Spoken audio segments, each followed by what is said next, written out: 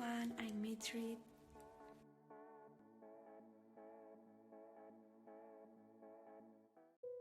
Hola a todos, en el video de hoy hablaremos de la literatura, en especial de la literatura realista y naturalista en Europa y España en el siglo XIX.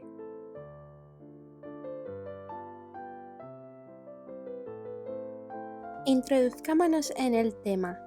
El realismo y naturalismo son dos corrientes literarias y artísticas que surgieron en Europa en la segunda mitad del siglo XIX.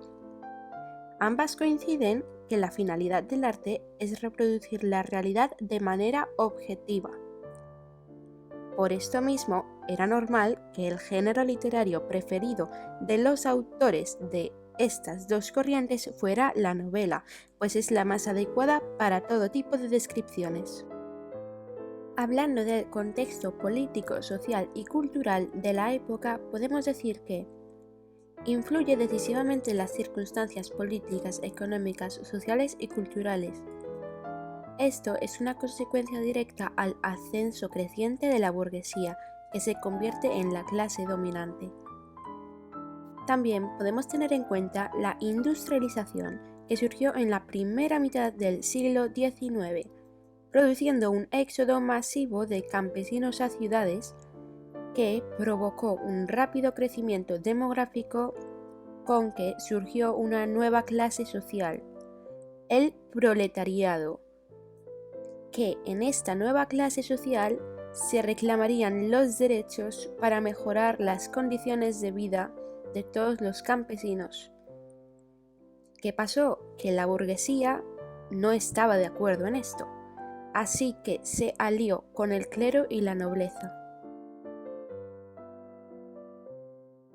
¿Cuáles son las características de la novela realista? Una de ellas es la búsqueda de objetividad. No se usa más el yo. Se pretende desaparecer de escena. Otra es la observación rigurosa, es decir, se captan todos los detalles para reflejar de la mejor manera la sociedad contemporánea. Esto lo podemos ver reflejado en 1897. Cuando Galdós intentó entrar a la RAE, Real Academia Española como sus siglas indican, presentando la sociedad presente como materia novelable. Podemos decir que la novela es burguesa por y para la burguesía, aunque esto no quiere decir que no puedan aparecer otras clases, pues sí que lo hacen.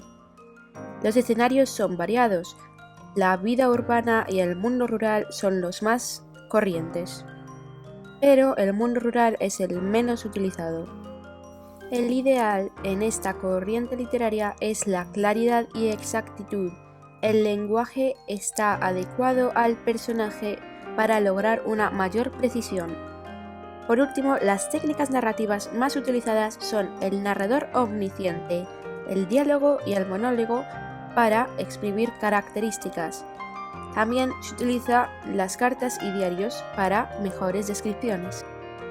Hablando de principales autores del realismo europeo, cabe destacar que los más representativos fueron franceses, ingleses y rusos. En Francia podemos destacar a Stendhal, que en 1830 escribió Rojo y Negro, y esta obra se considera el punto de partida para esta corriente en Francia. Podemos destacar también Honoré de Balzac, que escribió Eugenia Grandet y Papa Goriot, y Flaubert, que en 1875 hizo alusión a la mejor obra de él, llamada Madame Bovary, que es contra los excesos románticos y trata de una chica que es una esposa de un médico que está aburrida de él y que pretende usar su imaginación para después caer en un abismo. En Inglaterra, por su parte, tenemos a Charles Dickens, que en 1838 escribió Oliver Twist, que es la vida de un huérfano, y por otra parte escribió a David Copperfield, que es un corte autobiográfico de primera persona. Por último, pero no menos importante, tenemos Rusia. Aquí podemos destacar dos autores, Dostoyevsky, que en 1866 escribió Crimen y Castigo, que es un análisis psicológico de un asesino, y tenemos a Tolstoy, que en 1869 escribió Guerra y Paz, que es un mosaico de la nobleza rusa por el entonces donde estaba Moscú ocupado, y en 1877 escribió Ana Karenina, que es un conflicto interior por un amor hacia un militar. Vamos a hablar de la novela realista en España. Vamos con la cronología. El triunfo del realismo en España fue más tarde que en Europa. Para que os hagáis una idea, mientras en Francia e Inglaterra la plenitud la habían alcanzado con anterioridad a 1860, en España el realismo nace con el triunfo de la Revolución en 1863 y no alcanza la plenitud hasta la década de los 80. Antes de esta corriente existió lo que denominamos como prerrealismo, en donde aún pervivían determinados géneros románticos, como la novela histórica, el cuadro de costumbres, que daban una visión pintoresca y superficial. A mediados del siglo XIX, las novelas de costumbres se convirtieron en sucesión de cuadros de costumbres. Podemos ver ejemplos en La Gaviota, que fue una novela original de costumbres escrita en 1849 por Fernán Caballero, y este tipo de novelas preparan el realismo, tienen un propósito moralizador. Tras esta etapa de transición y revolución, la burguesía alcanzó el poder plenamente. Entonces surge la novela realista, en 1870, cuando Galdós escribió La Fontana de Oro. Hablemos de los principales novelistas del realismo en España. Benito Pérez Galdós, 1843-1920. Nació en Palmas de Gran Canaria y se trasladó a Madrid para poder estudiar Derecho. Convirtió la capital española en su escenario. En total, 32 novelas, 46 episodios nacionales, 24 obras teatrales e infinidad de artículos escribió. Clasificó su producción literaria él mismo. Tenemos las novelas de la primera época. También son conocidas como novelas de tesis, y en estas destaca La Fontana de Oro de 1870. También tenemos títulos como Doña Perfecta de 1876, Gloria de 1877, La familia de León Roch de 1878, Marianela de 1878. En estas podemos encontrar críticas a la intransigencia, hipocresía y fanatismo religioso o político. En las novelas contemporáneas encontramos títulos como La desheredada de 1881, Tormento de 1884, Miau de 1898, además de la joya de la narrativa galdosiana, Fortunata y Jacinta de 1887. En estas, su pretensión es un análisis psicológico de los personajes. Por último, tenemos los episodios nacionales. Aquí encontramos novelados los principales acontecimientos históricos del siglo XIX. Lo conforman 46 novelas, que van desde los sucesos de Trafalgar de 1805 a la Restauración de 1875. Encontramos a Leopoldo Alas García Ureña, o también conocido como Clarín, 1852-1901. Nació en Zamora, de familia asturiana. Era culto catedrático y sagaz crítico, autor de La Regenta, donde la protagonista es Ana Ozores, y muestra la hipocresía y corrupción de Vetusta, su ciudad. Escribió títulos como Su único hijo en 1891, que iba contra la desintegración del romanticismo, y también escribió cuentos como Adiós Cordera, que está clasificado como el mejor cuento español del siglo XIX. Juan Valera, 1824-1905. De Córdoba. Su tema predominante es el amor y el escenario normalmente es Córdoba. Pepita Jiménez de 1884, Juanita la Larga 1895, donde se trata de la psicología con amores y un final feliz. José María Pereda 1833-1906. Es considerado el máximo representante de la novela costumbrista. En aquel entonces tuvo muchísimo éxito. Sotileza de 1885, que trata sobre la dura vida de los pescadores cántabros, y Peñas Arriba de 1895, que trata sobre un aislado pueblo de montaña santanderina.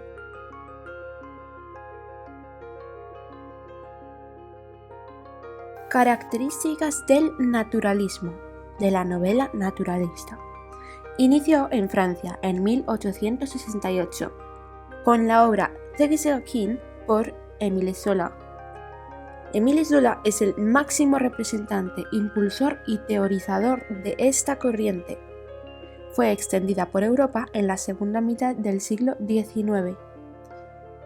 Precisamente las características fueron expuestas por él mismo en Le roman expérimental. El materialismo, que quiere decir que el hombre es un organismo y sus comportamientos vienen explicados por su fisiología.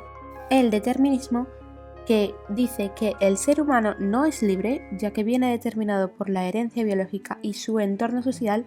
Luego viene el uso del método experimental, que es donde el artista tiene que ser un minucioso observador de la realidad, para luego experimentar con sus personajes y ponerlos a prueba en distintas circunstancias para verificar cómo son. La novela naturalista también presenta unos rasgos. Critica injusticias económicas y sociales, y no tiene reparo, ya que deja al descubierto completamente todo. Está centrado en el proletariado urbano, a diferencia de nuestra anterior corriente, que solo era para la burguesía. Nala y la taberna es un título que habla precisamente sobre obreros en París y se puede ver perfectamente esta característica. La técnica y estilo son que hay una observación muy rigurosa y la documentación es exhaustiva. El naturalismo en España. Llegada del naturalismo a España. Podemos decir que se conoció bastante pronto. Las obras de Zola fueron rápidamente traducidas. La desheredada por Galdós en 1881 se puede considerar como la fecha de entrada del naturalismo. La difusión de ideas de Zola generaron una polémica que crearon dos bandos, defensores y tachadores del naturalismo, que clasificaban de inmoral al naturalismo porque decían que era inmoral determinismo, y se negaban a la libertad porque decían que iba en contra de la religión. Una de las principales causantes fue Emilia Pardo Bazán, con La cuestión palpitante de 1882, donde defendía a Zola, pero a la vez lo acusaba. Hoy en día, pues puedes defender o rechazar, pero es innegable que la influencia fue muy grande. Principales autores del naturalismo español. No tuvo mucho éxito, estuvo presente en Galdós, 1881, y en Clarín, pero podemos destacar a Emilia Pardo Bazán, 1851-1921, que es gallega y escribió Los Pazos de Ulloa en 1886 y La Madre Naturaleza en 1887. También escribió títulos como La Tribuna, donde se muestra la dura vida de los trabajadores de fábricas. Vicente Blasco Ibáñez, 1867-1928. Es un debate entre los que piensan que es uno de los mejores exponentes contra los que dicen que no es naturalista decimonónico.